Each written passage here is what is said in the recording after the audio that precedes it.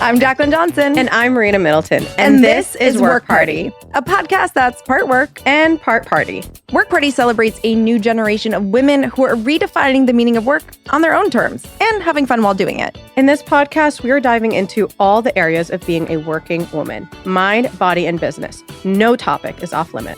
Real talk and hot takes. Think of us as your internet work wives. This is Work Party, the podcast. Wait, where's the champagne?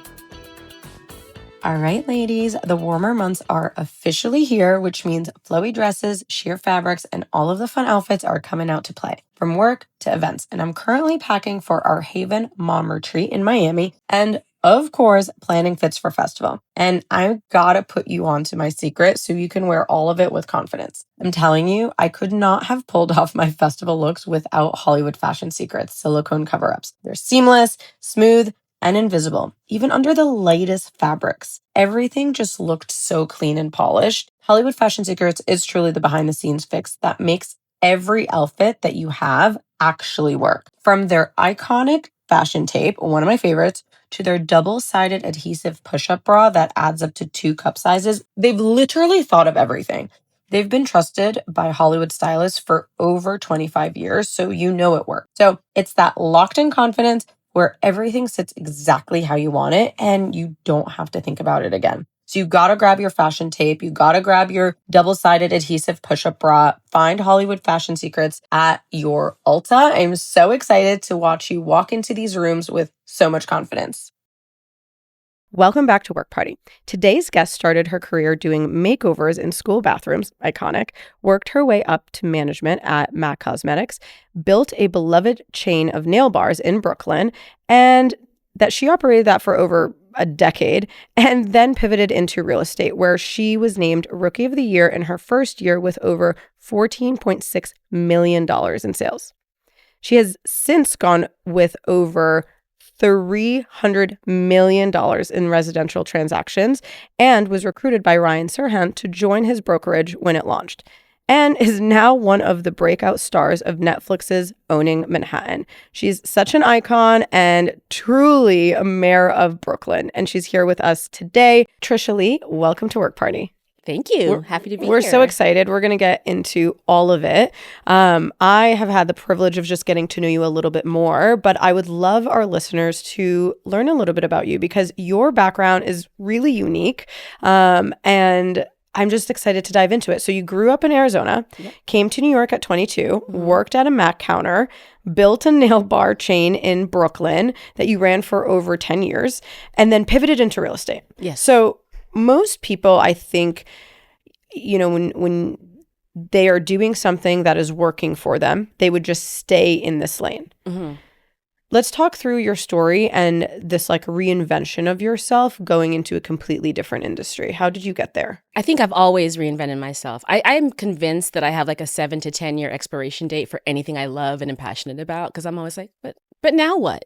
Mm-hmm. So I think the last one was actually a reinvention in presenting myself with media and in television and sharing my career. But going into real estate just started to make business sense. Like, you can't run a small business in brick and mortars and not understand how real estate affects everything and the bottom line. So it wasn't so much that I was running a beauty business. It was that I was offering a service to a community, and I was getting to learn and understand the community. And I was also watching and observing as the community changed. It was gentrifying, and property values were skyrocketing. They were high to begin with, and then they just like doubled and tripled while I was living there. And I was fortunate enough to own. I didn't own my business location, but I ran businesses in the community. And so much change was happening, and you start to understand that the progress is really happening on the real estate end. Mm. And so it was right in front of me. It was something I couldn't ignore. I thought I'd be really good at it. I'd had a small stint in college, like showing apartments for like 6 months. And I know how to sell things, and I especially know how to sell things I love. So it was something that made sense, but my cheat was definitely that my best friend was a developer. She was a young, very successful developer in the community. And every day we hung out as best friends for like 10, 12, 13 years. I would listen to her real estate stories and challenges and frustrations. And so we're in these two separate worlds. And every day she's like, you'd kill it in this business. You would run circles around these clowns. She would say that to me every day. Like for 8 years, I had to listen to that. And one year I was just like, I'm going to get my license. That can't hurt. you know? Yeah. And then I said, I'm going to start doing it part-time. It can't hurt. And it didn't hurt. It worked. Yeah. And then I really got to a point where I had to assess at the time, about 6 months in, where all the energy and effort was going and what the ROI was. And real estate just made more sense for my time and my future plans. Not exactly where I was at the point, but the things I wanted to do in the future. So one day I closed a really big contract and I decided to have a grand closing party for my business, shut it down, and really just kind of pivot. I don't like my brain separated in many directions. I'm not one of those people. So I just said, let me give this my full attention and effort and see how I do.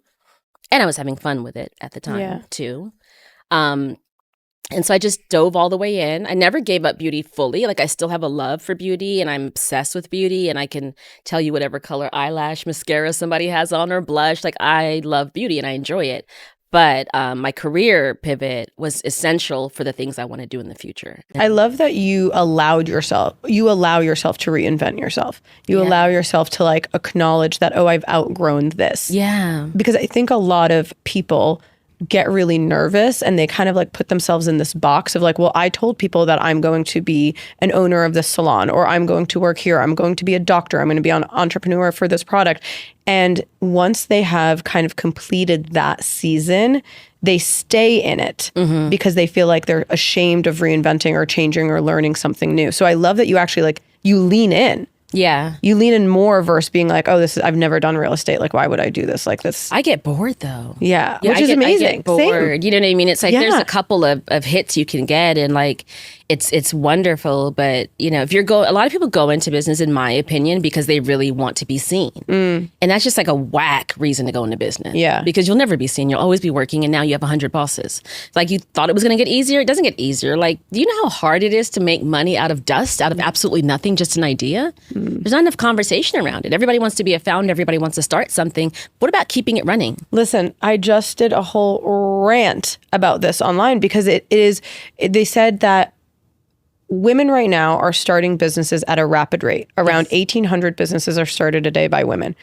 And those are the headlines, right? But what they're missing is that 50% of those won't make it past year 3. No. They don't have the capital. They don't have the access to network. They don't have the infrastructure or scale. And people are just so focused on launching versus like building a sustainable business and actually operating that business.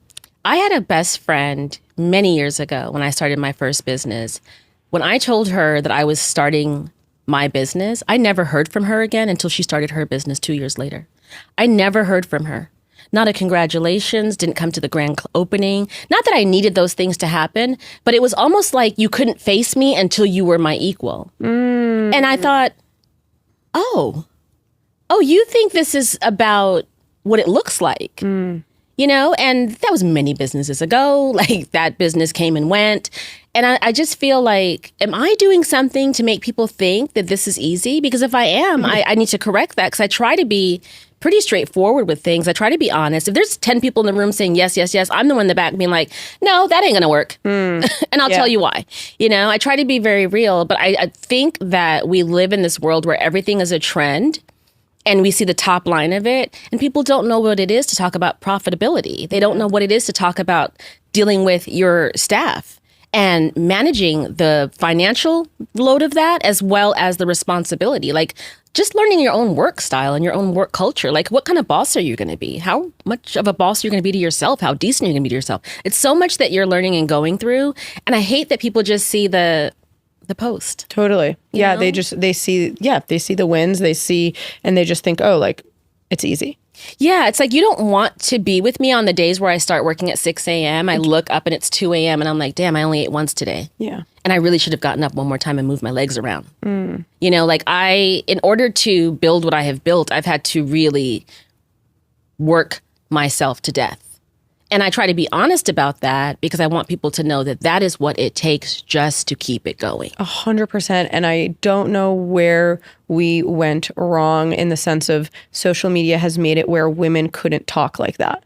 Yeah. Where women, like that, we felt like if we said how hard we work, right, we were failing as partners, we were failing as parents, we were failing as friends. And it's just like, how dare you not prioritize your mental health and your balance of life? And it's just like, there is no such thing as balance. There is just not. There's just like, sure, work-life harmony, and there's days that you turn off. There's things that get 100%. So I love that you literally said, I work myself to death. Yeah. Because I don't think people get to where you are without really putting in the work, like truly putting in the work and sacrificing stuff. The sacrifice, though. Like, I always want to talk about what it costs. Like, I started a podcast this season called Short and Sweet with Tricia Lee, and I just did a entire live podcast taping in Atlanta with one of my original girl bosses from Atlanta. And I feel like her name is Myleik Teal. She's amazing. Everyone should know who she is.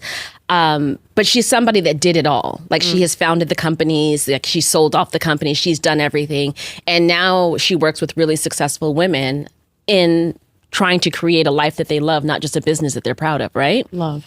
And I had this podcast because I felt like, let's go back now 10 years later and have an honest conversation about what that life that you loved and you saw all over social between her and me. You know, she was like, Tricia, you were the original boss girl. I was like, yeah, let's talk about what it cost. And we had a room full of women and just the most honest conversation about what those sacrifices look like. What do you miss? Like, I had Polished Bar in my 30s. I can't tell you anything else about my 30s but my business. I wouldn't be able to share anything with you. I don't know.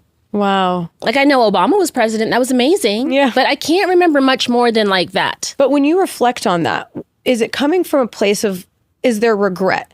Is there things that you were like, oh, damn, like, I wish I didn't invest so much time in this? Or do you feel like, no, what was meant to be, and how this was supposed to play out is supposed to play out? Like, what comes up to you when you think about that? I think I feel both ways, because I feel like we're all dealt a certain hand and we start from a certain place. And from where I started, I had to do everything for myself. I had to, like, literally put my feet in the mud and figure it out. Like, that's just how my business started. I had experience, I had expertise, but I did not have resources.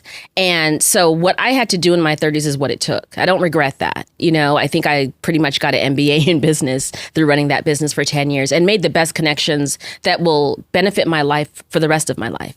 That's what it required. Do I have regret? Yes, I have regret, because if I had a better way of managing my work style and my work pride back then, I would have made certain edits. But you live and you learn, and I've implemented those edits now because I've learned and I'm applying the things I've learned. But for me to sit up here and say, well, this is what I did and this is what you should do, like, nothing is perfect. And nothing that I've done is ever perfect. I'm really good at some things and I'll highlight those things. And I'm figuring out other things. I want to be honest about that. What I don't appreciate about the entrepreneur culture, and I think it's still a problem right now, everybody wants to be real right now after 10 years of being fake. You know, like, oh, well, I'm aging. Like, I'm supposed to be, like, I saw someone online that was talking about, you know, I'm over 40. This is how I'm supposed to look. Every post up until this date, you've had a filter on. So you don't just decide, well, I have to just keep it real. You have never been real. Yeah. You've never been real. So I don't, like, now is it trend to be real? So now everybody wants to take the filters off, and now everybody wants to tell you that they work 14 hours or that they haven't eaten in 13 hours. Like, you do whatever is trend. And I think that that's where the authenticity is lost. I have always said that I work my ass off. I've always said that. When I pivoted from beauty into real estate, I tell the story of being at my grand closing with a shop full of women celebrating the closing of this business, and I'm in the backyard on the phone closing a deal. That's what it takes. I've never not told the truth. And I just think it's really ingenuine to present a perfect life, and then now that it's trend, you want to talk about your struggles? Get out of here. Totally. You've never talked about your struggles. Like, I can respect somebody if you only want to show yourself in a perfect way, rock out. If you want to be honest about what it takes to run a business and hold a family together and keep a house in order, and essentially, like, to me, when I as how I show up in my home, I'm running that operation, right? And I know where everything is. I know what everything needs to be. Like, I have my schedule, and I run my house like my business. I also run my business like a business, but I'm truthful about that in every space. What I don't do is pretend like I've got it all figured out. Yeah. It's very easy for me, and I'm just at the hair salon getting my eyebrows done. Like, it's not that. Do you think this energy, because I feel like, you know, I feel like, as someone that is gone to know you for a few times of seeing each other, I know what I'm getting with you. Right. That is rare. Yeah. You know, because sometimes you meet people and you're like, I don't know what side I'm getting today. I don't know what energy. I respect that I always know what I'm getting with you. Do you, you were saying here, or we have down that you had a client list of 23,000 people. Yep. When you closed down and Polish Bar. Do you think that energy and that authenticity and that rawness and directness helped you transition into this new role because people were like trusted you from that, even though it was a completely different industry? Yeah, absolutely. Because I've always been real. I've always been honest about things, and I've always been, even when I'm in between and undecided, I'm honest about it. Is it A or B? Well, I like A and B. Yeah. Why'd I have to pick one, you know? Yeah. So I think it's always happened. And I remember my first year, I remember another friend of mine saying, you know, like, you used to do their nails. You think people are going to trust you to sell their houses? And I was like, yeah, manicures to mansions. Yeah, I think so. Yeah. You know, because I have their trust. Like, these are women that were trusting me with what gynecologist to go to, who to do their brows. Nobody trusts nobody with their brows. You trust me with your brows? Like, I'm going to sell your brownstone. Like, that's just how it's going to work because your brows are far more important. My first pitch was against a team that I had an opportunity to be on and decided to go my own way and start solo in real estate. But I really wanted the pitch because I was going up against them and I was like, I have to beat them. Yeah. But the pitch ended up being with a woman. Unbeknownst to me, I just had never known her last name. So I only knew her first name in my books. I get there and it's Ginta. And Ginta had been a brow client and waxing client of ours forever. I pitched against her. She's like, throws everything to the side. Like, my clients always throw all the materials to the side. They're like, let's just talk, you know? And I get the pitch and I'm really excited. But I had no experience. I had never sold a house before that. And she gave me a brownstone in Clinton Hill to sell. Wow. But she gave me a brownstone in Clinton Hill to sell because at the end of the day, she knew that I hustled. She knew that I worked. She knew that I was going to put my all into it. And she knew that if I did it, it was going to be done well. And I know that I've always had that about myself. High school, college, whatever. I've always had that. If we do brunch at my house tomorrow, it's going to be a beautiful brunch because I want a beautiful brunch. So I want a beautiful brunch for you. It's going to be good because I'm doing it. And I think that is what has taken me through the different versions of myself because people are like, well, whatever it is, she's going to put her heart into it. That's what she's going to do because I have that standard for myself, for my life, for my work, for things that represent me. And that adds additional pressure. That makes things harder for us. That makes the days longer. That makes us go back and do it one more time. It makes us obsess over it and overthink about it. And all I want to do is be honest about that. Oh, it's better for me because I think about it at night. I go home and I can't get it go because I just don't like the way I want to get it right. So that's my genius. It's not a special thing. It's just that's how my mind works. And it shows up in my work. I was going to say, obviously, you were named Rookie of the Year at the at Corcoran with $14.6 million in sales in your first year. 21 properties. Most new agents fail within 5 years. Yeah. We talked about, right? And in the New York drop rate being even higher, do you think, like, what were you doing differently from day one that made that work? I have always considered myself a business. Always. You as an individual? Yes. Since selling blackberry juice down the side of my mom's house that everyone threw on the house. They were buying, like, every cup of juice my sister and I were making. I don't know why we thought making blackberry juice was the thing, but we had blackberry trees, so that's what we did, and they were buying it, and then we come to the side of the house, and everyone's just throwing it on the side of the house. I'm like, oh, I thought we made some money today. Since then, though, I've always thought of myself as a business. I can tell you every business I've ever run. I had a cleaning company when I was young, and I used to clean the apartments in our neighborhood. I collected old clothes and donated them with my cousin's truck, and we would go around and put out signs and say, "What anything you want to donate, you can leave out, and we'll take it." And we would pack up the clothes and we would bring it, to the Salvation Army. I've had businesses when I worked at Mac on the side, I used to do weddings. I used to go and do a 5 a.m. wedding in Westchester and then go to work.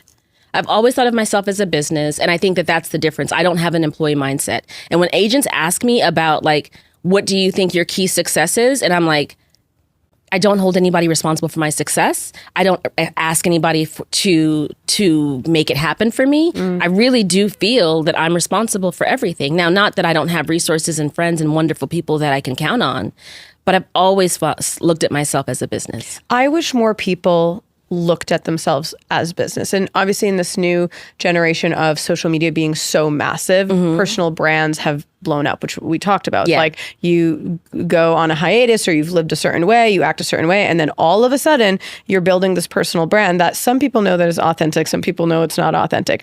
You have built, from the blackberry juice to all of that stuff. Did you know you always wanted to be an entrepreneur? Like, did you come from a family of entrepreneurs or no? No, I always knew I wanted to be an entrepreneur. My first business, I might have been about 9 years old, I would say. And I made a house cleaning sign with the little tabs on it. And I walked over to Walgreens and I made copies of it and I pasted all over the neighborhood. And I hired all my sister's friends and I was like, you guys are going to clean these houses. I'm going to teach you how to clean these houses. And we did a horrible job, by the way, but we were cute, 9 is iconic. I know. I don't know how we didn't get kidnapped. I'm always like, wow, my mom allowed that. But we would go and clean, like your bathroom was $5, washing your dishes was $3. I still remember the list.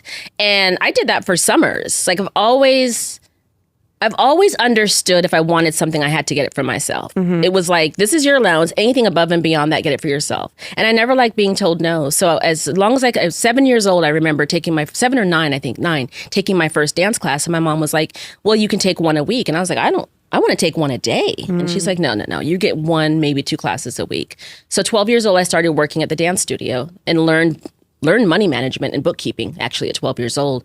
But I asked the studio manager if I could work there because I wasn't okay with taking 1 class a day or 1 class a week. I wanted to take as many classes as I wanted to. So at 12 years old, I'm in the 6th grade and I'm working at my dance studio anytime I could work so that I could take unlimited classes. I've always felt like, you're not going to tell me what I can have. I'm going to tell me what I can have. And my mom says I've been that way my entire life.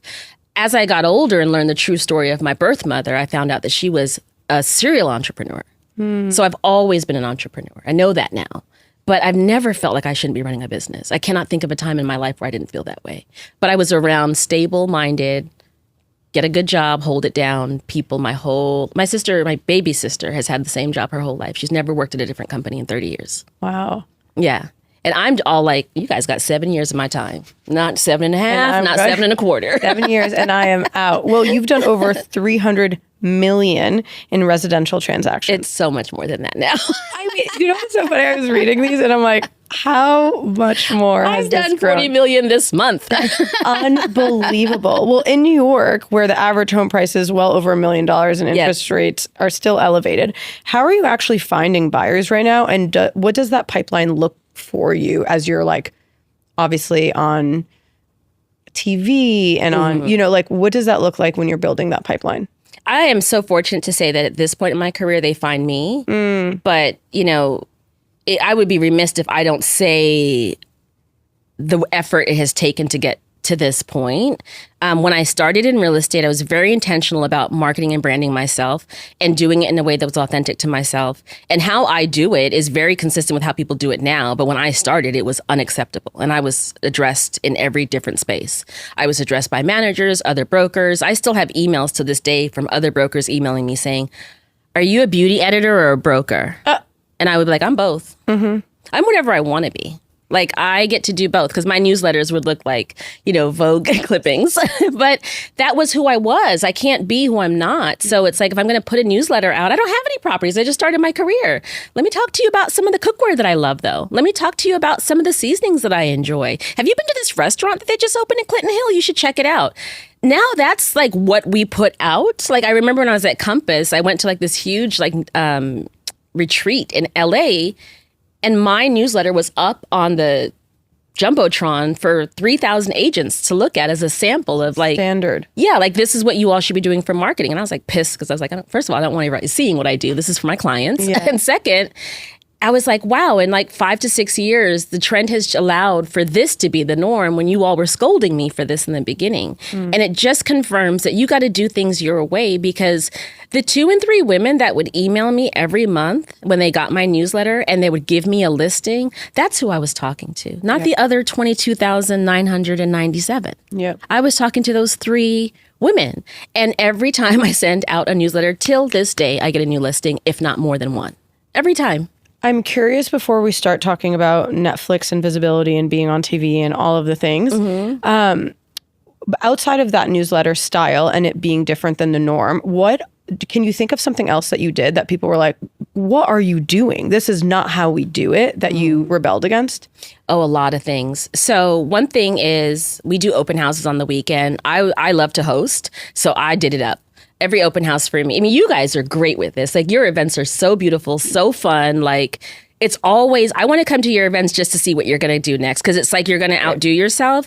Yeah. I felt like that with my little $60 budget for my open houses. It was like, let me bring a really cool treat in that they can enjoy, or let me introduce this community to a new business that just opened. I've always tied in small business into my work because it's my backbone. It's who I am. And that's what's most important to me, is to support the small, unique businesses in your neighborhood that create your neighborhood. So I was already a part of real estate as a small business, because I was making this neighborhood that you guys think is so hot in Brooklyn. I was making it hot because I am here with my business, and other entrepreneurs taking the same risk that I'm taking to create this for this neighborhood. Our neighborhood became a destination point several years after I opened my business, from like obscurity completely to people were like driving to Clinton Hill to park for the day and hang out. And it's very much like that now. Yeah. But I take full credit for that, because my business was one of the first businesses in Clinton Hill that had an energy and a feeling of, I'll travel from Manhattan for this shit, you know? And I know it. Like, I had clients that would come in from DC on the weekends.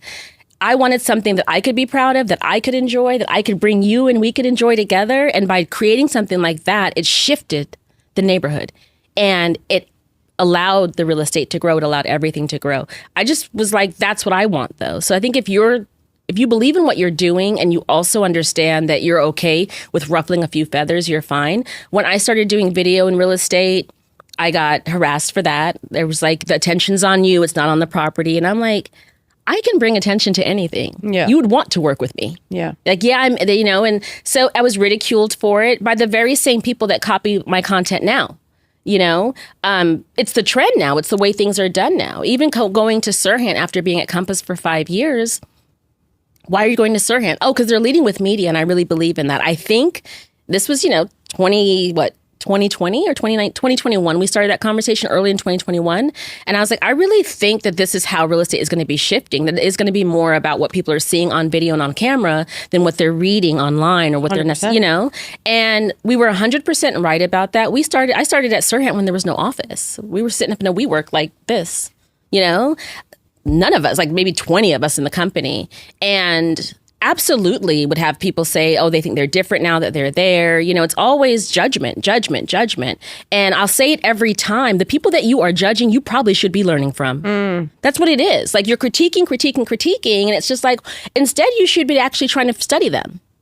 Because I can guarantee you that your resistance to anything I'm doing is your own fear. I'm not afraid of it, because I'll get out here and I'll make a horrible video. But somebody's going to like my video. 100%. And that one person that likes my video is going to call. Like, I remember doing a video just about my kitchen renovation like 5 years ago. And I thought it was a big deal because my kitchen was hunter green. But guess what? So did my top sale ever that year. She loved my kitchen. And in DMs, we started talking about kitchens. And that conversation went from that to me selling her parkfront house in Clinton Hill, maybe 8 months later for $4.5 million. I think you just have to be yourself in what you do in business, and then you find yourself in your consumer. Yeah. If I was a surfer that never wore a shirt, I would only work with clients that are surfers that never wear a shirt, because they'd be like, oh, I see myself in her. I want her to sell my house.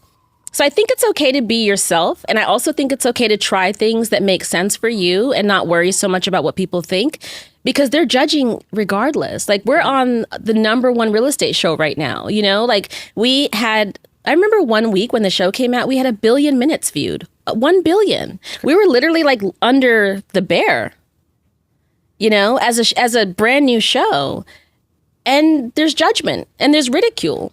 So if you're at the top and you're being ridiculed, why not try whatever you want to try? 100%. You're 100%. We're doing it right. You highlighted it. Owning Manhattan was ranked in the top 10 in over 40 countries. Yes. You were the breakout star of season 1, and your fans were very vocal about wanting more of you, which is amazing. Iconic. What did you feel like that level of public visibility actually do for your business, and what did it cost you?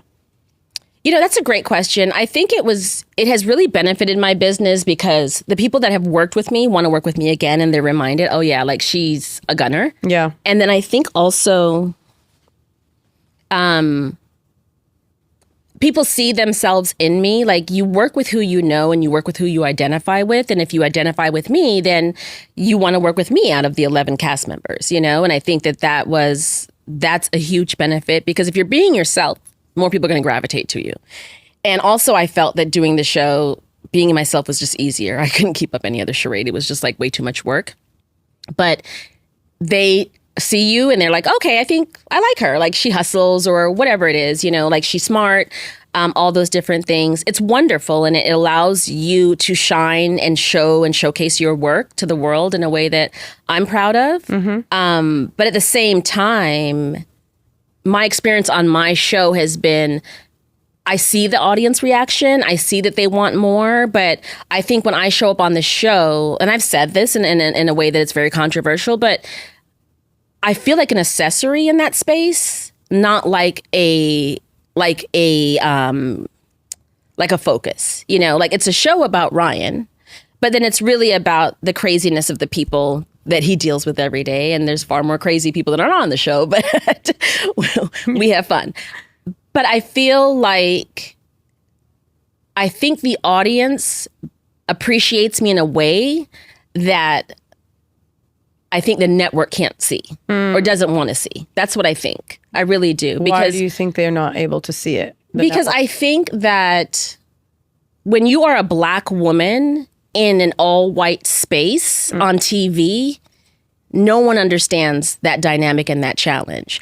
But you have to be dealing with producers and editors and everyone behind the camera and in the office that understands the value and the multiple layers of a dynamic Black woman. And if you have not had that personal experience, you see us as caricatures.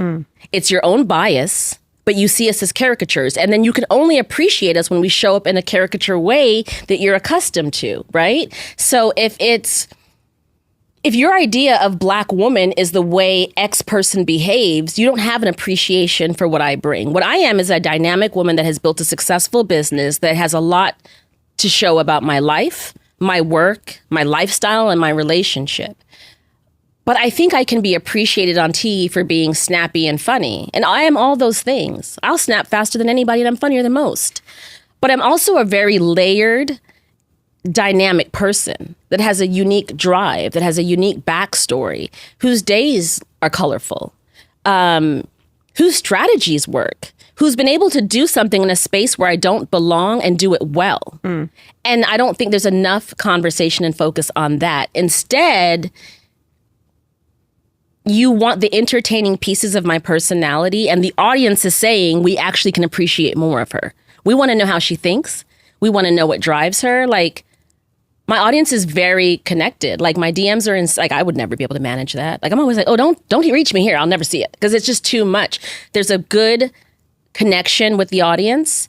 And I know that it's because the same way I didn't see myself on TV before I was on TV is the way that my audience feels. There are Black women like me that are running successful businesses or have great careers, whatever, or are amazing moms.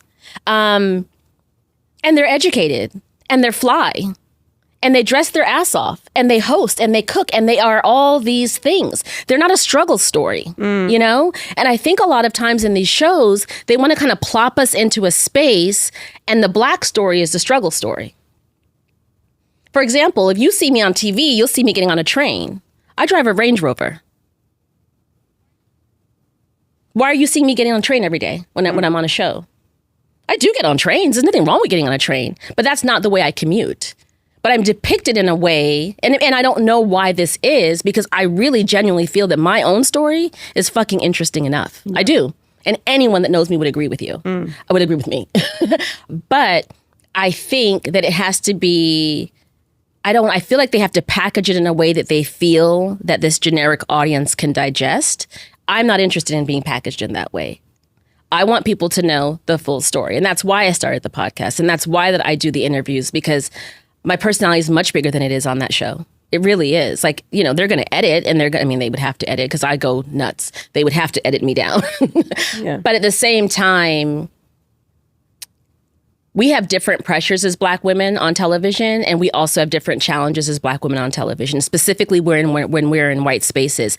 And I think that there's a responsibility to tell the honesty of that story and not just plop us in and make us the entertainment of the story or the entertainment of the show. Like, I remember the last season, after the last season, I said, I feel like a handbag or a belt. And I need you guys to understand I'm a whole goddamn outfit. Yeah. I no longer want to be in anyone's scenes where I'm decorating their scene or maybe adding sprinkles and some energy to their whack ass scene. Like, I am interesting. I don't want to be used in any way to make anyone else interesting, though.